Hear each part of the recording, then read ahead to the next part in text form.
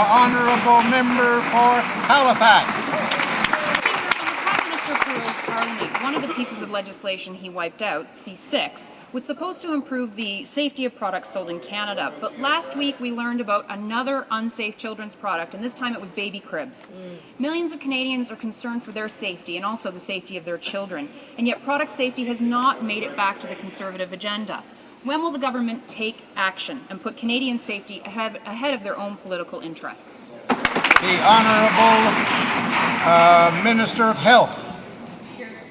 We had tabled the legislation last year, Consumer Product Safety Act C6. Unfortunately, there were amendments made in the House, in the Senate, and we'll be continuing to work with stakeholders to improve the legislation and reintroduce that legislation sometime in this House. Thank you, Mr. Speaker. Honourable Member for Halifax. Mr. Speaker, Canadians don't need more political games or more rhetoric. The health and safety of Canadians, particularly our children, is at stake. Toys with lead paint are still out there and other unsafe products are still being sold. Product safety legislation must be tabled in the House without delay.